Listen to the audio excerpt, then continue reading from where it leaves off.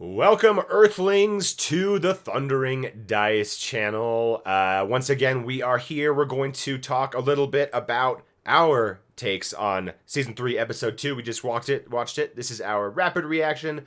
Plenty of spoilers ahead, so please keep that in mind. If you haven't seen it yet, go watch it. And then come and listen to what we have to say. And then engage with us in the comments. Yes, and also do please like and subscribe to our channel and this video.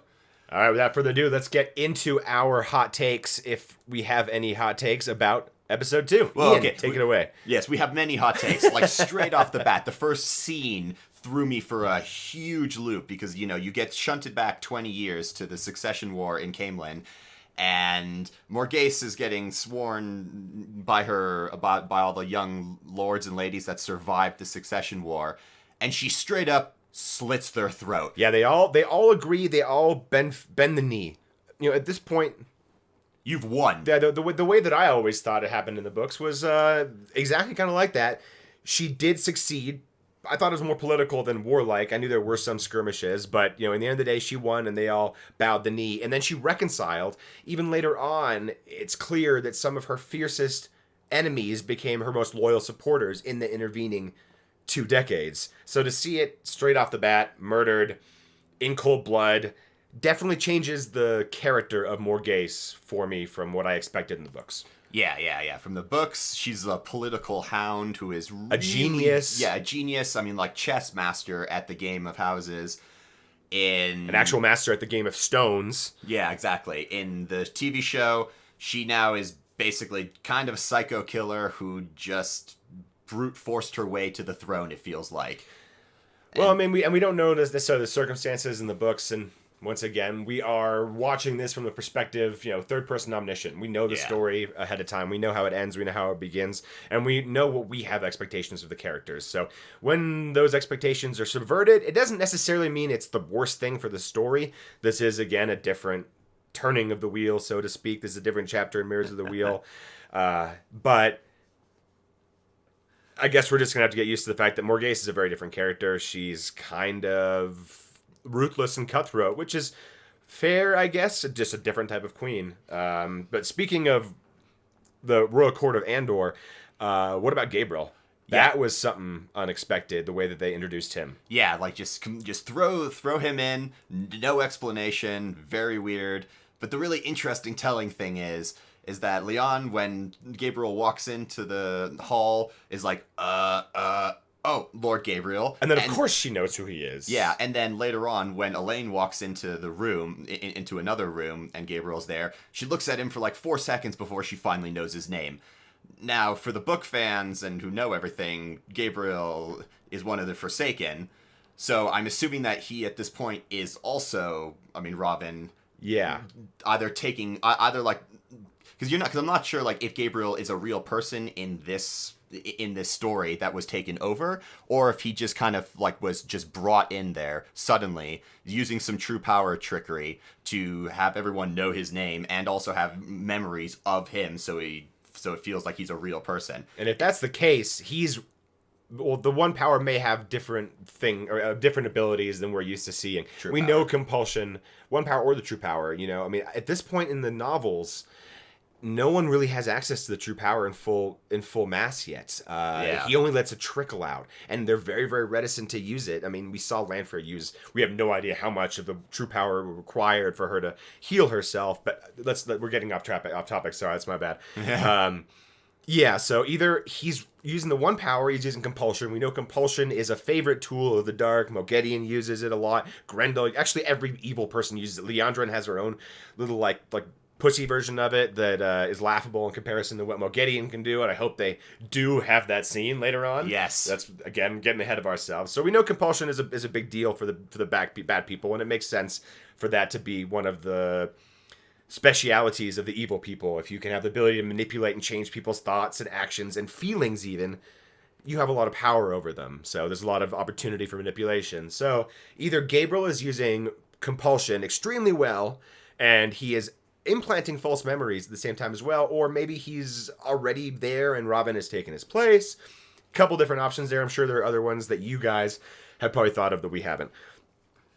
Do comment down below and let us know what conclusions you're drawing from this, because I'm kind of curious. So yeah, like Gabriel, that's an interesting addition. Matt, switching characters, is way too trusting with the power. I mean, you see Aes Sedai literally trying to delve into his mind to see what's going on, and he's kind of sitting there completely fine with it, which is obviously a massive change from the books, because he can't get away from it quick enough. Huge distrust of the power. So I'm imagining that's still going to come up in his character, because somehow you want to give him another incentive to getting the Foxhead Medallion, and we've seen promo pictures and stuff. The Foxhead Medallion will absolutely be a thing.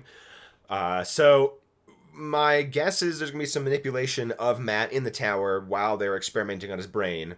And of course, he's going to go in through the Terangriel, the twisted door, and he may get an answer or something there. They're going to they're going to make him distrustful of Aes Sedai somehow. Well, I'm kind of now thinking about, like, Masana being in the tower, using slight compulsion on him to get him to do something or to unveil something that she needs to have happen. He goes through the Terangriel, and the Aelfin, or whichever one it is, will be like, wait, what's wrong with your mind? Something's weird. Or by whatever they do to him will reveal that something is going on, and he'll be like, oh, fuck, no, I'm not down with whatever's happening. That's a good theory, yeah. I didn't take into account, of course, Masana is also now freed. And we know, canonically, that she takes up residence in the tower. And it's kind of unclear how early, but it would be around this time, sowing the seeds of division. Elida is back in the tower now, which means that the ramp up towards the tower schism is very much happening. Yeah, absolutely. So yeah, I kind of discounted the manipulation aspect, because that is a big trick of the Forsaken, is manipulating people into doing or thinking or seeing or believing things that may or may not be true to suit different ends, especially someone like Masana, who works so well as the planner and the behind-the-scenes person in the tower in the books. Yeah. She's like absolutely like the puppet master of the White Tower. And I get why Matt's in the tower. It kind of lines up with the book a little bit here, but his character's a little bit, like, sometimes it really seems like it's nailed. He's got the cheeky grin, he's got the humor, he's got the slovenly sort of hanging out in his rumpled coat and clothes, and going to see the Merlin with his basically like fancy bathrobe and all that stuff. And then at the other side, yeah, he's too trusting of Aes Sedai. First of all, even staying in the White Tower so they can mess with his mind is something that the Matt in the books would, like, recoil from day one, essentially. He's got deep distrust, especially after the Shadow Logoth dagger got its hooks into him and sort of poisoned his mind a little bit. So that's real tough to reconcile. And then when he gives up the horn, his laissez-faire attitude towards the horn, which I think this will tie in our last point that we'll get to, but let's finish Matt's character first. Yeah. Oh, we have to do Parent's character. Anyway. Matt... he gives up the horn way too easily. He's persuaded in such a short sequence. Swan goes from commiserating to telling him a story to asking, hey, I'm going to keep track of this for you. Y'all good with that? Yes? Fantastic. Later, dude. It's way too quick. It's way too easy. Yeah, absolutely. Yeah, way too easy. Switching characters here. Let's just go, like, the Moraine and Rand and Egwene's parts. Yeah. There's a really weird scene where Egwene has a bruise on her neck, and Moraine asks her, did Rand do that to you? Like, that right there sets off a trillion alarm bells. To think that, because the Rand that I know is so averse to hurting women that he's physically incapable of it after a certain point in the books. Yeah, it's one of my biggest hang-ups on the books, because it makes no sense. Yeah. Even when he's dealing with a Forsaken, he's like, no, I'm not going to kill you. Bullshit. And whatever. There's no evidence that he's abusive or angry, and I think that's just them projecting some kind of the madness may take this form, and we're worried about the madness. And in one hand, Moraine is telling her that every time he channels, it's going to be worse, and he's going to get more mad. And then she turns around and tells Rand, you have to channel. Yeah. Which I appreciate that scene, though, because, I mean, my problem with this episode, there was a ton of telling and not showing. Yeah. Some of that telling exposition has to happen. You can't show somebody necessarily what those deep feelings of touching the male half of the true source are. Yeah. At a certain point, it has to be articulated, so why not have a discussion between the wizard character and the learner. Yeah, that part totally makes sense. That's a good moment. But it's also weird because in the beginning of season 3, you start out in the tower, and throughout episode 2, they somehow, like the group with Rand and Moraine, somehow make it from the tower all the way to the Aiel Waste on foot. Yeah, so like, what? We don't have the map necessarily pulled up in front of us right now, but I know the distance between Caemlyn and the Aiel Waste, not Caemlyn, excuse me, the White Tower, Tarvalon and the Aiel Waste is great enough to where it would take you weeks, if not months, to traverse it on foot. That's why in the books, Robert Jordan invented fast travel mechanics so that you don't have to worry about slogging through 7,500 leagues before you get to the destination. And it turns out that you're a month and a half late and $1 short. Yeah. And in the same episode, Perrin uses the ways to get to the 2 rivers, but Rand and Moraine and Egwene and Avienda use their foot to get all the way to the Isle of Waste. And it basically happens in the same length of time. I mean, you don't know this because there's no dates, but since the scenes run more or less canonically in a TV show, or they more or less do. Chronologically. Yeah, they more or less do. You get the sense that, like, okay, by the time, for how long it took Perrin and everyone else to get to the 2 rivers in the Waste, took how long it took Rand to get to the Aiel Waste. And that just does not make sense. But going to Perrin, though, really quickly, they finally got the Waygate pretty much more or less correct. It looked really neat. Yeah, it actually looks like, there's the actual leaves that Loyal has to pull out to open it and stuff like that. The doors themselves should seal shut and then just be, basically look like perfectly smooth stone. But that they didn't do. But at least you actually see the branches forming and then the door opening and closing instead of it just being like a power vagina that you walk in. I really appreciated that change. I know it's a little thing, it doesn't actually change the story at all, but it shows they care a little bit. Yeah, and they took a little more time in it. A great thing about this episode is the set design and then the locations that they film at. They really did a great job of picking some really epic establishing shots, some epic landscape shots with Avienda and Rand and the company. Almost sounds like Lord of the Rings. Right. Traversing a ridgeline in the spine of the world. The overhead shots of Perrin and Bane and Shead and Loyal in Manetheren and the Misty Mountains, going back to the 2 rivers. Beautiful establishing shots. Emond's Field looks like a real place. It looks lived in. It's like a lot of people moving around. It's like the difference between a DS9 set and a B5 set. A lot of real people moving back about their lives doing stuff, as opposed to just we have our characters put in this soundstage and just pretend it looks real. Don't worry about it. No, they actually made it look real. It's pretty fantastic. Which was the problem with the scene between Rand and Moraine when they're talking about, or when he's saying about, the sweet flavor of the power. Because the background was so obviously a set that the outline of it on their silhouettes was so stark. I had a hard time focusing on the scene because I kept seeing the out of focus mountains in the wrong way, and I'm like, guys, you have all these establishing shots. You couldn't have just sat down and had them do this for 5 minutes. It would have worked better, but no, they did that in a set, and it's like, it's a little aggravating. But no, yeah, to the 2 rivers though, Emond's Field looks good. I mean, I know they built it and then had to rebuild it. Built it for season 1, destroyed a little bit, and then had to rebuild it. But that one definitely looks really nice and lived in, minus the fact that it should be thatched roofs for pretty much everything but the inn. But that's being super nitpicky. But everything in there looked really good still. They're making the stakes in the 2 rivers lower though for some reason. Perrin's family is dead. There's no one being captured and tortured by the White Cloaks. Unless it hasn't happened yet, you were saying when we were watching. This could happen. Fane could appear while he's in Emond's Field and murder his family, like happened in the books. That could happen. That can motivate him because right now he's at that same spot. He just got there. He's about to give himself up to the White Cloaks to prevent them from hurting his family. Yeah, and it would also lean if they have Fane hurt his family later on, and you actually see it. It would help lean into the fact that the White Cloaks are a deeply distrustful organization. It's not like the show painted them as a good organization because you see Valda torturing Perrin and cutting and Valda cutting off a yellow Aes Sedai's hands and burning her in season 1. So you have all those. So you definitely get the sense that they're at least a problematic organization. But if they have Fane being there and you know he's a dark friend and he kills Perrin's family and Dane is completely fine with it, that does level up the evil of the White Cloaks for the viewer. So I'm hoping that's where they're going with this. I don't know, but I'm really hoping because I don't want them to ruin it. Yeah, again, we haven't actually seen episode 3 yet. We are bringing this to you directly after seeing episode 2. So yeah, straight initial reactions. Looking forward to seeing how they keep that going. I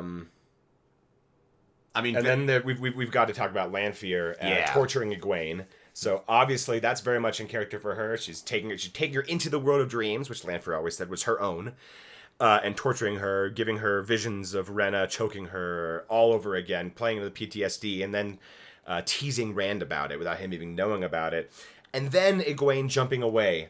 So we don't have a stone ter'angreal, but she is obviously being exposed to the world of dreams. So I'm thinking this is how she's going to learn about it. Because she was able to jump away, and Lanfear didn't look surprised at all, which I wasn't sure if that was intentional or not. But she was able to jump away back to the waste and meet Amis. I'm assuming it's Amis. We haven't heard a name yet, and I didn't look at the cast list or X-ray on Amazon. So, but I guess so too. Yeah. Yeah. So we do know there's some Teleron-Riyadh stuff happening, and we do know whatever another great indicator that what she's seeing in the dream is actually real and should tip her off as well. That it's not just PTSD. Is just she's waking up with bruises from whatever's happening in the dream. That is only Teleron-Riyadh. Normal dreams don't do that to you. She should at least understand that normal dreams don't hurt you. Yeah, absolutely. Physically. And then this also will play in later on, because when she does figure out what's going on and when she does tell Rand is going to completely freak out at Lanfear, and this could help fulfill certain parts of the books that need to happen later on in the show. So this could work to their advantage. Last thing I've got, we got Nynaeve and Elaine, so gotta have some drama about Elaine staying in the tower. Introduce us to Morghese, all that good stuff happened. A lot more telling rather than showing, but that's okay. This is an establishing episode. You got to have some of that in fantasy. Let's call it exposition. They're staying in the tower. They're going to be turned into the Hounds against the Dark Friends, very much like the books. A lot of this stuff seemed to be taken verbatim from the books. They're almost copy and pasting some of the dialogue. Some of it works better than other things. Swan's exposition, when she's quoting from the book, sounds more like she's performing it on a stage than she's telling a story. But we need the information. I think that just because we know it all ahead of time, we have to remember other people are watching this and are experiencing this story in this way for the very first time. So it's sometimes difficult to take yourself out of this position that we find ourselves in naturally of being essentially like gods in this universe. We know what's going to happen. Yeah, that is... Or what should happen. Yeah, what should happen is the better way, not what's supposed to. What should happen. Yeah. So that one's, that's very true. The last thing I'll say is more critical of the overall writing of this episode. The pacing feels really weird. Characters jump from one location to another without any good explanation. There is some obvious, I mean, like most of episode 2 is basically filler in setting and establishing. Up. Establishing and setting up what's going to happen later on, which, as my brother said, is important. But when the only important thing that actually happens in one of your episodes, and you only have 8, is Perrin arriving in the Two Rivers and knowing and learning about the danger that is occurring in the Two Rivers, when that's the only important thing happening to the show, like in earnestness, I get a little bit nervous because I don't like when you're wasting that much time. Yeah, this is a problem for the show before, where they added stuff or they created more expositionary politics kind of stuff that struggles to drive the plot forward, and then they struggle to meet important plot milestones, and then that leads to the finale episodes being underwhelming. Yeah, and so rushed. Let's hope that this is the establishing stuff. I hope that this is now the foundation, and now we get shit going, right? Everyone's where they need to be. Rand is in the Aiel Waste. Perrin is in the Two Rivers. Nynaeve and Elaine are in the tower, rooting out Dark Friends. Matt is in the tower, but apparently that's where he needs to be in this turning of the wheel. Yeah. So, hopefully episode 3, when we watch it, it's just kicks off running, and all the exposition is, like as I said, is already taken place. They can fulfill the last 6 episodes full of action and in more important plot lines than just establishing it. It's good that it happened early on, but let's really hope that it stops and doesn't go any further. Yep. Well, thanks for listening, guys. Please chime in the comments what you guys thought about it. We will probably do a longer form dive into this like we usually do on a game stream, where we'll play a game and we will spend 45 minutes or an hour just talking about it while we die over and over again in Nazi zombies, because we can't focus on both. No comments. No comments on him. Condemnation. I'm sorry. On my That's all the side. time. That's all the time we have, ladies and gentlemen, and everything in between. We will catch you on the game stream or in the episode 3 reaction that I'm sure is forthcoming once we watch it and then record this and edit it and get it up. So tomorrow, probably. Yes. Thank you, everyone, for tuning in. Like, comment, and subscribe down below, and we will see you next time.